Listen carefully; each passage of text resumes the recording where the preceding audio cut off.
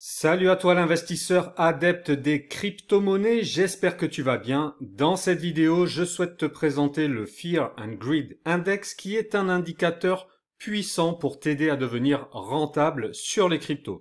Nous allons voir comment il fonctionne, sa fiabilité et comment mettre en place une stratégie gagnante grâce à cet outil.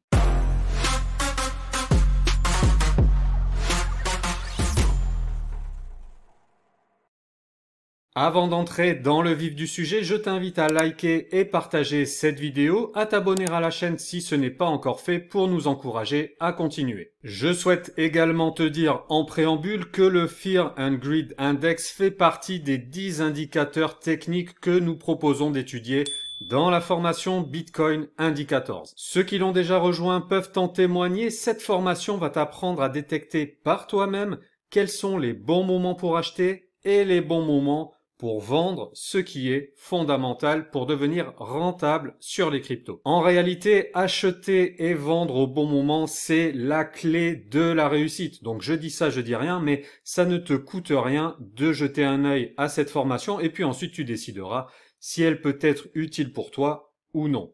Si tu veux voir le programme complet de la formation, tu n'as qu'à cliquer sur le lien que je te laisse dans la description sous cette vidéo. Le message est passé, je ferme la parenthèse et voyons tout de suite le Fear and Greed Index. Alors, le Fear and Greed Index, qu'est-ce que c'est? C'est un baromètre qui révèle l'état psychologique des investisseurs sur Bitcoin. Comme tu le sais, Bitcoin est la locomotive de tout le marché crypto. Quand Bitcoin pump, il entraîne tout le marché à la hausse. Et à l'inverse, quand Bitcoin dump, il entraîne tout le marché à la baisse. Donc, avoir une bonne stratégie d'investissement sur Bitcoin te permettra ensuite d'investir beaucoup plus sereinement sur les altcoins. Comme je le disais, ce baromètre révèle l'état psychologique des investisseurs sur Bitcoin, c'est-à-dire le sentiment ambiant. Est-ce que les traders et investisseurs sont dans un état de peur, voire d'extrême peur, ou au contraire, est-ce qu'ils sont dans un état d'avidité et d'euphorie, voire d'extrême avidité? En fonction de cet indicateur, on va pouvoir décider s'il est plutôt opportun d'acheter ou de vendre. On va voir dans quelques secondes comment interpréter l'indicateur et comment l'intégrer à notre stratégie d'investissement. Mais d'abord, je veux rentrer un peu plus dans le détail sur le fonctionnement de l'indicateur. D'abord, comment le Fear and Greed Index est-il calculé? 5 données majeures sont prises en compte dans le calcul. La volatilité, le momentum du marché et le volume, les médias sociaux, la dominance et les tendances. Si tu veux plus de détails sur ces données et sur la méthode de calcul, je te renvoie vers l'article complet que nous avons posté sur notre site web. Comme d'hab, le lien est sous la vidéo. L'algorithme fait ensuite son calcul à partir de toutes ces données et rend une note comprise entre 0 et 100 et qui est actualisée quotidiennement. Le baromètre se divise en 5 tranches. De 0 à 20, cela signifie que les investisseurs sont dans un état de peur extrême. De 20 à 40, les investisseurs sont dans un état de peur. De 40 à 60, l'état émotionnel est neutre, c'est-à-dire qu'il y a autant d'investisseurs qui sont dans la peur que d'investisseurs qui sont dans l'avidité. Ensuite, de 60 à 80, cela signifie que les investisseurs sont avides et euphoriques. Et enfin, de 80 à 100, cela signifie que les investisseurs sont dans un état d'avidité extrême. À partir de là, comment vas-tu devoir procéder pour prendre les bonnes décisions, c'est-à-dire faut-il acheter, faut-il vendre ou ne rien faire? Alors, pour te montrer tout ça, je vais passer derrière l'écran pour te montrer concrètement comment procéder. Alors pour commencer, voici à quoi ressemble le Fear and Greed Index qui est, je le précise, accessible gratuitement.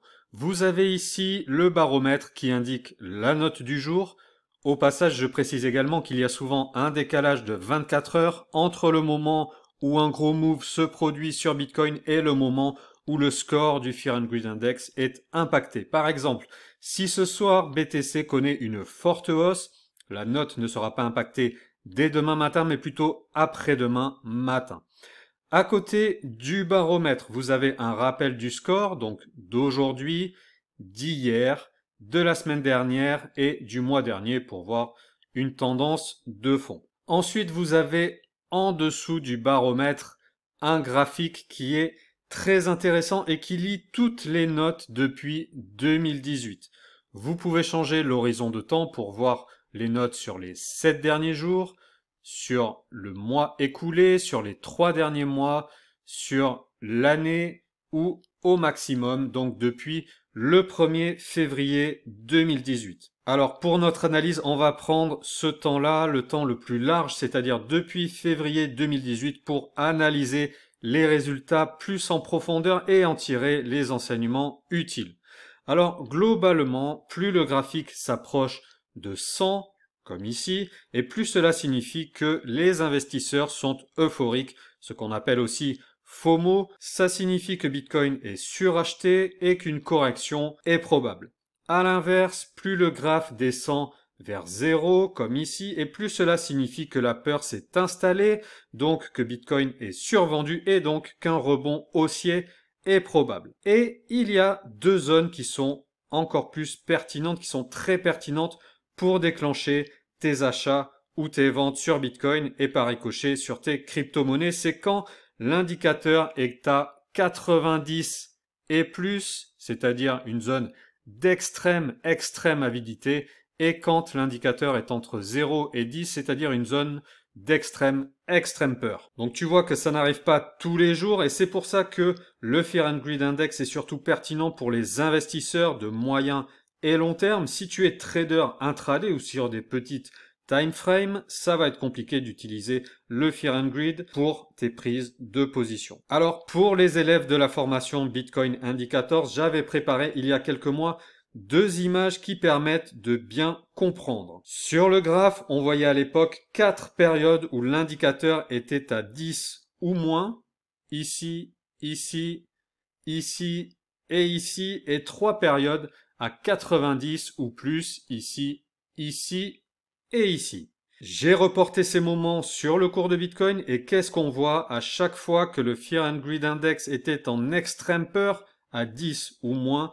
Eh bien, BTC a marqué un bottom avec une hausse à venir. C'est-à-dire, on avait le Fear and Greed à moins de 10 ici et on voit que en suivant, il y a eu un bull run. On a eu également ici et tu vois que la hausse a été fulgurante par la suite. Ensuite, extrême peur également ici, on a eu un rebond haussier et extrême peur ici et c'est reparti à la hausse. À l'inverse, quand le Fear and Greed était en extrême avidité, extrême greed, ici, ici et ici, on voit que il y a eu des corrections en suivant, des corrections très puissantes ces deux fois-là, un peu moins importantes ici et ensuite ici, une très forte correction encore une fois. Conclusion, si tu avais acheté dans l'extrême peur et revendu dans l'extrême avidité, eh bien tu aurais réussi de très gros bénéfices. Si on actualise en prenant les données des derniers mois, on a eu une nouvelle incursion à 10 le 8 janvier, ici, puis dans la zone de mai-juin 2022, et une incursion au-dessus de 80 en novembre 2021. Si on reporte sur le graphe, ça correspond encore une fois à des bottoms et des tops. Ici, on voit en novembre 2021 une zone de top importante avec un gros retracement en suivant et ensuite les zones d'extrême fear ici et ici qui, cette fois-ci, n'ont pas été suivies d'un fort rebond mais qui ont quand même marqué un bottom avec un rebond qui était jouable ici et un nouveau rebond cet été ici. Alors attention, ça ne veut pas dire que BTC va rebondir fortement et immédiatement à chaque fois qu'on est dans l'extrême peur, mais ça montre quelles sont les zones pertinentes pour intervenir. Par exemple, en mettant en place un DCA pour lisser tes points d'entrée sur BTC,